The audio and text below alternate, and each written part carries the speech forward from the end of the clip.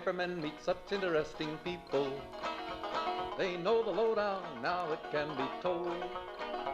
I'll tell you quite reliably off the record about some charming people I have known. For I meet politicians and grafters by the score, killers plain and fancy, it's really quite a bore. Oh, newspapermen meet such interesting people.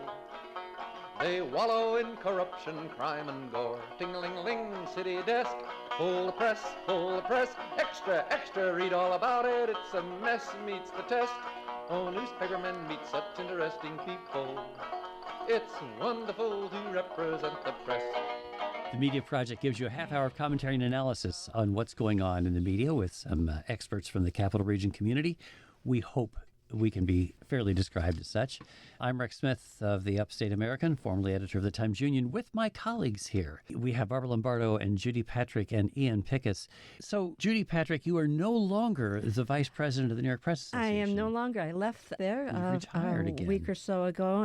I'm trying to find a way to harness the smarts, the passion, the interest of people of my generation, baby boomers perhaps, who have left journalism, but who are still actively involved in the news. And I want to help the local news organizations out there that are struggling. You know, what I have found is a lot of these small local news organizations, the reporters who work there, they don't have the mentors like they used to. And so I'm trying to think of a way to hook up young reporters who need some guidance and with people with experience. So that's my pipe dream at this point. Speaking of people with experience, Barbara Lombardo next to you, formerly executive editor of the Saratogian and the Record of Troy. But you're reaching out to young people, teaching at UAlbany, of course. Right, still involved as a journalism adjunct at UAlbany. But it is interesting, the notion of the newsroom mentorship that Judy is saying is missing. You used to have that in your newsroom. I totally agree. And that one of the things that I really enjoy about teaching at UAlbany is bringing back, for me, that experience of working with up-and-coming journalists and helping them understand how to cover a story and how to approach a story and the words to use and how to find sources. So I'm sort of moved what I was doing in the newsroom to a journalism class. Yeah. And Ian Pickus is the news director of Northeast Public Radio. You hire a lot of young people. Well, when you hire, they tend to be young people. Right. I don't mean to say that your hiring is a lot of people, but you take on people without a lot of experience and you have to kind of guide them into it. It's been eye-opening for me. And I should say, like, my first journalism rabbi was Barb Lombardo, and she did that mentorship for people. And there are a lot of them. I know the Saratogian newsroom went through workers and reporters over the years, but I have that in mind now because I'm noticing with a semi-milestone birthday on the horizon that I am of a different generation from the students that we're hiring to be interns and out of college for newsroom jobs now. There's a very common cultural touchstone that people play as a punchline, but it's true. The kids we have who are joining the newsroom now, who are excellent and so smart and they have so much energy, they were born like after 9/11, which was a formative event for people of my generation and how we understood the news and so on. So even though in my mind, I'm just like them, what I'm accepting is that I do have some institutional knowledge and I've been around the block. And when a mayor's office is mad at you, for me, it's not the first time, it's the 100th time. And I can kind of put my hand on their shoulder a little bit. And I hope that they are getting the same thing from that kind of back and forth that I got way back when in the Saratogian newsroom, which is now a place that serves pizza and coffee, unfortunately. Yeah. Well, I would hasten to add that the Saratogian does still exist as a daily print product and a 7-day-a-week online product. They don't have a physical location. And the problem for a lot of local newsrooms, there are not as many editors as there used to be. And those editors are so busy just putting out the product, they do not have time to talk about the investigative work, to refine the writing. They can give the stories a once-over and then off they go. And the young reporters that I'm talking to are saying, we want more guidance. I do recall so well as a young reporter coming into the newsroom at Newsday and finding my skills that I had worked at a small newsroom. I had a master's from Columbia. I thought, hey, I'm pretty good at this stuff. And I was amazed at what a difference a really great professional editor made in getting me up to speed. I thought of it right away. The word that I brought to it in those days was they taught me how to point up my story, how to make a story actually have a point and get it across the finish line without just being this amorphous mass of what happened yesterday. And so that kind of guidance, I think you're right, is often missing for people who have to jump right in and they're perhaps the only reporter covering a community. Their boss doesn't have time because there are so far fewer bosses than there used to be. And they're often working remotely, too. Yeah. No place to actually have that sort of collegial. It's interesting, Ian, you talk about hiring people who were born after 9/11. You, in fact, were born after Watergate. And for us... By a lot. Yeah. He hastens to add. Yes, indeed. But, for some of us, that was such a formative thing of our journalism careers. I think I chose to go into journalism because of what I witnessed in Watergate and how the Washington Post and the New York Times had made such a difference in the life of the nation by their reporting. And I thought, well, I'm going to be one of those people. I'm with you. I was in college during Watergate, and it inspired me to take that track. And this is why we are so disillusioned now, because it was almost a golden era of journalism. A lot of editors, a lot of accountability journalism, a lot of people in government who would pay attention to us and recognize the need for us to do our work. And those days are long gone, and the attacks on our profession have just intensified in the last decade or so. Correct me if I'm wrong, but there are a couple things that have changed since that era. One is that, at the time, Republicans listened to the news scoops of CBS and the Washington Post and said, hey, this is substantial, and ultimately the president's got to go. And today you could imagine if there was a similar scandal, it would be either dismissed as fabricated or just disbelieved totally. The second thing, and I've read a number of theorists on this, is that Watergate made a generation of reporters who were looking for their own Watergate and sometimes treated every single sort of misstatement by a public official as a cardinal sin, and that was not always the case. And that may have hastened the public distrust in media, and also on the part of public officials, less of an appetite to deal with reporters because they always felt that they were trying to get them in some way. I think that's a very interesting analysis. I even remember a young editor telling a rookie reporter who reported this back to me, taking her outside the newsroom and pointing down the street to City Hall in this small city where they were reporting and saying, you see them? That's the enemy. And I don't think that's true. I really regret that, don't you? That is very regrettable. I remember, I think it was Ben Bradley at the time, had said something to the effect of bringing down a president was not a time to gloat, that we need to be humble, we're doing our jobs.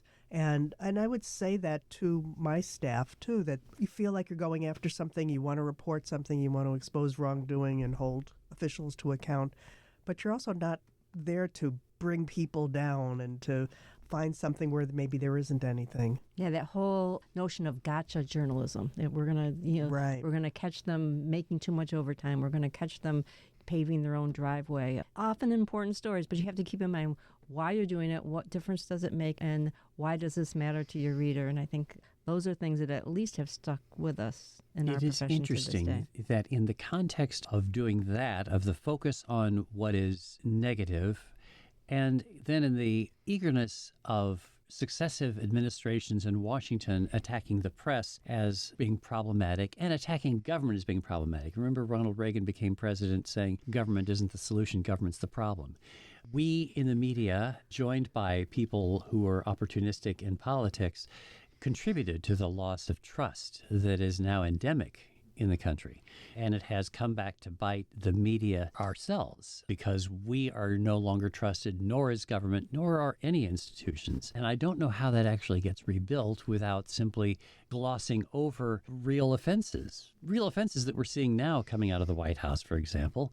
But a lot of people don't trust what they hear or read. Well, the amount of news and the source, or news, quote unquote news, or in the sources that you can get them from are so different than they were when we were coming of age. And it makes me think of people before us who were coming of age during the Joe McCarthy era. And I saw Good Night and Good Luck down on Broadway the other day. And just a reminder of how horrible things were and how much courage it took for, do I call it courage, that CBS knew to do the right thing, that Edward R. Murrow would do the right thing and to expose the wrongdoing. And without that, who knows how long it would have taken for Congress to come around on that. But people believed at that time, to Ian's point, there was a shared sensibility of what is news, of what's real, and that seems to be lacking now. That's for sure. And it brings us to the point about CBS 60 Minutes, which is the flagship broadcast journalism news product, losing its editor, who is not leaving in a happy place at all. Yeah.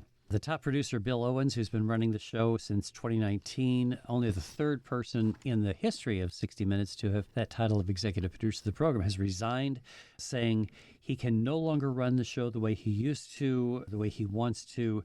I guess it's because of people above him at CBS suggesting he needs to cut his cloth to match the season's fashion, right? You know, Semaphore, another news agency, is reporting that Sherry Redstone, the head of Paramount, which is the parent company of CBS, had gotten very involved in reviewing 60 Minutes programs, especially wanted to know when Trump stories were involved.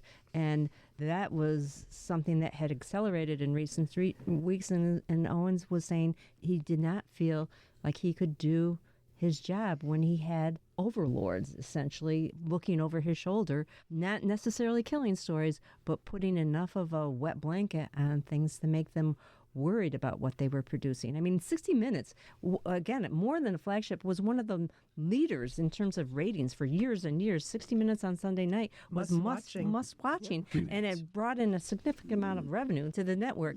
This is what happens when you have a news organization owned by a multinational, multifaceted company, because the interests of the corporation overshadow the journalistic needs of the news organization. Trump himself actually is suing CBS and Paramount, as you know, for $20 billion, claiming that in a 60 Minutes interview with Kamala Harris, they deceptively edited it to supposedly help her get elected. Now, there's no sense, I don't think, that Trump would actually be able to win this in court, right? But because this administration uniquely, we would have to say, as journalists, honestly, uniquely is manipulating agencies to try to exert its will, this is problematic because Paramount is trying to pull off a multi-billion-dollar sale of the company to Skydance, and that requires approval of the FCC, which is controlled by somebody who is very much a Trump loyalist, who Trump has said you should prosecute these networks. So you can see why Sherry Redstone would be freaked out, right? Right. And we know that the administration, as you say, Rex, is pressuring news outlets as we speak. Facts of the case, though, you know, every interview on 60 Minutes gets edited. I mean, that's the whole idea of the show, is that they're doing journalism. Trump didn't sit for a 60 Minutes interview at all. Vice President Harris did. And not only that, he stormed out of his last one with Leslie Stahl the time before that. So, I mean, who's really not playing fair here?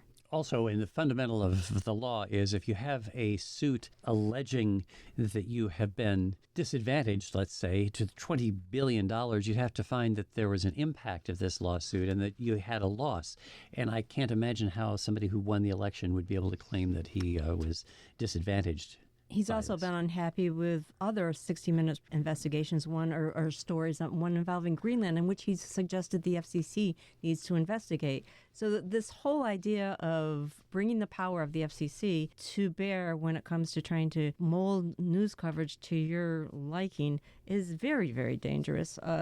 And I can't imagine what's going to happen. I do want to say that I really appreciated the CBS Evening News anchors who came forward, and at the end of the news broadcast, they thanked Bill Owens. They concisely, without opinion. They didn't editorialize. Yeah, they did not editorialize, but they just laid out the facts. This is what happened. This guy was a great producer, and he did not feel he could continue on, and he was also the producer of CBS Evening News. It was very brave of them to say that, because at least asserting that bit of credibility for CBS. It's a problematic time because this is happening elsewhere. The Los Angeles Times owner has demanded that he see all the editorial page content, the opinion page content that relates to Donald Trump, and has installed this artificial intelligence meter of right to try to give the other side of a story or something like that. A crazy notion, as though truth has a very neatly structured white and black, good and bad, that you can decipher by artificial intelligence or otherwise. Totally missing the notion of nuance in journalism, or the fact that truth is not always found between this guy and this guy. And it's easy enough for a news director like Ian to withstand the pressure of a mayor calling up to complain about a story. It's harder when the CEO or the owner of the company is pressuring you as well. So this is a whole heightened level of oppression, I would say. Here's an idea from one of our listeners, Mark in Buffalo, who is a retired public radio journalist, says he's been listening to this program for years and understands the need for news organizations to demand full access to the White House. But he's writing about how we ought to respond as journalists in the face of pressure. And he's suggesting that the notion of some of the media being excluded from briefings and so on, he says, starve the man who seeks attention. Let the Trump press office allow lesser news organizations in rather than the Times of the AP. He'll soon learn that these faux news agencies don't have the reach he's seeking. We won't be missing anything other than misinformation, lies, and distortion. So he's saying, why do we need to even have reporters going to the press briefings? Do we really need to hear the press secretary lie and spin at her briefings? Do we need to hear Trump himself accuse the media of engaging in fake news? So what do you think about this idea of simply not covering some of the stuff? We had this conversation Yes, before. for 10 years. 10 We've years that you can remember because you're a young fellow. I'll take it. It's a tricky issue. But I think last week when we were talking about something similar to this, and I wish that there had been a Spartacus moment in the press briefing room when Kaylin Collins of CNN was shot down trying to ask a question that every American should want to hear the president's answer to. That was awful. And the other reporters who were not representing the far-right wackadoodle stations could have, and I think should have, stuck with that question. And even if it totally disrupted the press conference, disruption seems to be the order of the day. Sometimes you have to take a stand. And actually, in that regard, Ian, I'd like for you to talk about something if you could, because you've had a very interesting moment here at WAMC in which you've had to actually take action with regard to something that has been shut down for your reporters. Yes, and this is an example of, sort of what you usually don't see that goes into local reporting. Our Berkshire Bureau reporter, our Berkshire Bureau chief, Josh Landis, was covering a special vote in the town of Great Barrington, Massachusetts the other day. They were going to take up an issue of purchasing a local water district. And when he arrived at the meeting, which is his right as a member of the public, doesn't get any special access because he's a reporter, obviously, was told that he was a non-resident of Great Barrington, and so he had to ask permission from the appointed town moderator in order to enter the meeting. Now, that is just not true. It is not the case. There was a claim that a local bylaw had been put in place years ago, and the bylaw required the town moderator to let people who don't live in Great Barrington in. No, this was an open meeting conducting town business. Any member of the public, for any reason, maybe they just are interested in water districts, can show up to a town meeting. Now, a couple problems that sort of escalated this. Josh stepped out later and heard people at the door on behalf of the town saying the same thing to other people who would have attended the meeting walking in. At the same time, a reporter from one of our fellow local outlets had gotten in no problem. So the rule was being applied haphazardly, but the bigger issue here is that there should not be a rule requiring the moderator of a town meeting to let anybody in for any reason. And we talked it through and ultimately decided to file a formal complaint with the town of Great Barrington, which requires the town to respond in a period of 14 business days. As we speak, they're still within that window, so we haven't gotten an official response. It also requires them to let the state attorney general of Massachusetts know that this complaint has been filed and to explain how they're going to rectify their rules. So this is actually putting public officials on notice that you're not going to be rolled over, basically. This is ex post facto. The event happened, but it's important to do these kinds of things to say, you can't do this in the future when we're going to stand up for access to the information. The difficulty is that in a lot of places, a lot of states, public access is being rolled back. Florida used to have some of the most open government access laws in the country, and they've had statutory rollbacks of that under Governor DeSantis. And so you're lucky to have this in Massachusetts, where even, my goodness, the Attorney General gets notified. That isn't a provision in New York state law. That's a pretty cool thing. But the question is, will it make a difference going forward? Or, we always worry about this as reporters. Are people just going to sort of go around behind our backs and make decisions outside the public sphere entirely? And Josh and I spent a lot of time on the phone trying to figure out how do we deal with this? Because on the one hand, after arguing with multiple town officials, he got what he needed. We were able to cover the story.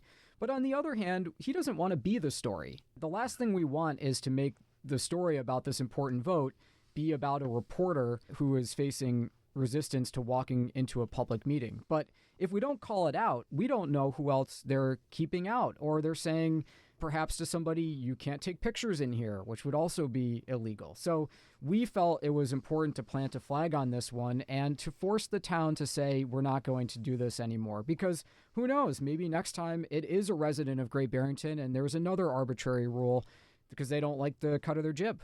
Hey, and do you have to present ID when you walk in the door? I mean, it seems, how did you even know whether someone lives in your town or not? And that seems like another obstacle to public participation in local government. And, one other important fact was that, just coincidentally, the town moderator, who was supposed to be granting permission on a per-case basis, was busy moderating the town meeting on the stage at that time. So I don't even know how that would function in practice. Well, I'm hoping that this serves as an example to towns everywhere, at least in Massachusetts, that this is not going to be tolerated if indeed the outcome is as I hope it will be, as it should be.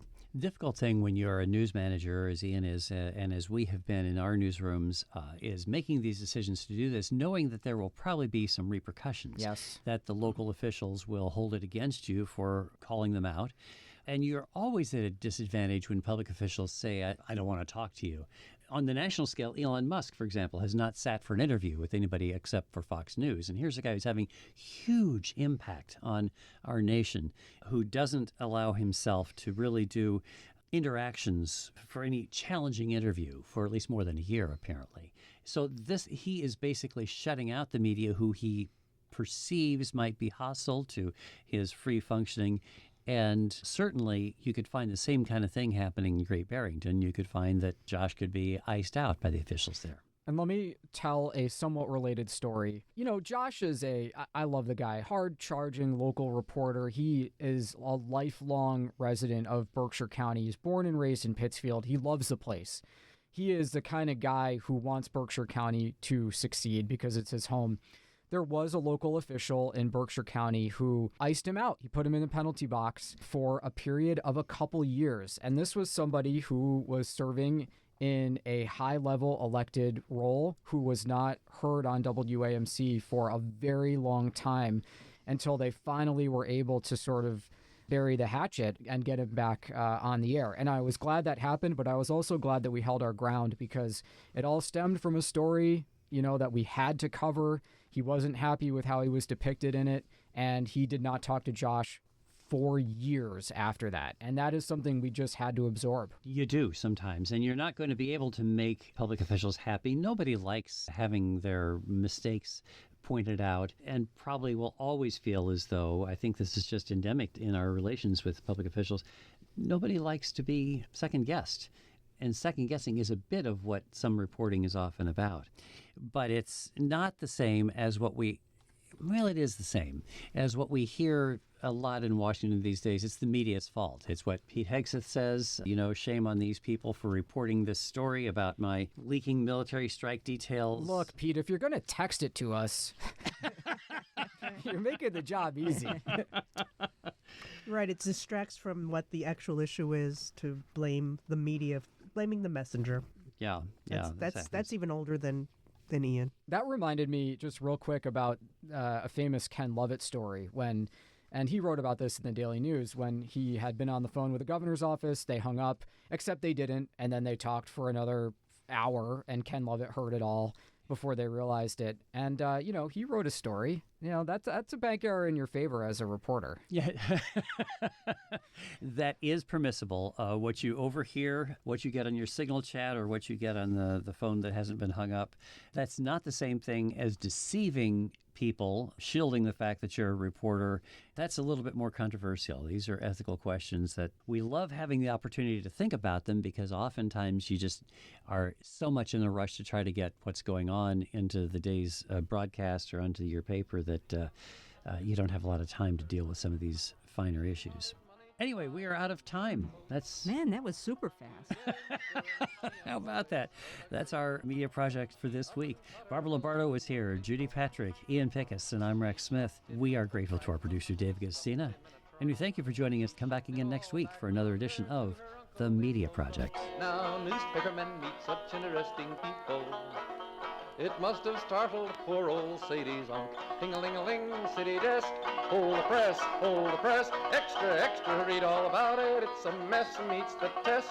Oh, newspapermen meet such interesting people.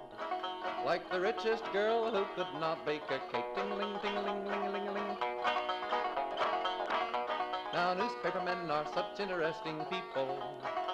The Media Project is a national production of WAMC, Northeast Public Radio. This week's projectors include former Times Union editor and current Upstate American Substack columnist Rex Smith, Judy Patrick, Vice President for Editorial Development for the New York Press Association and former editor of the Daily Gazette, WAMC News Director Ian Pickus, and Barbara Lombardo, Adjunct Professor at the University at Albany and former editor of the Saratogian. You can listen to the Media Project anytime at WAMCpodcast.org or anywhere you get your podcasts. I'm your producer, David Gustina. Thanks for listening. It's wonderful to represent the globe. Now, publishers are such interesting people. Their policy's an acrobatic thing. They claim to represent the common people. It's funny, Wall Street never has complained. But publishers have worries, for publishers must go to working folks for readers and to big shots for their dough. Now publishers are such interesting people. It could be prostitution, I don't know. Ting-a-ling-a-ling, circulation, ting-a-ling-a-ling, advertising, get those readers, get that payoff. What a headache, what a mess. Oh, publishers are such interesting people. Let's give 3 cheers for freedom of the press.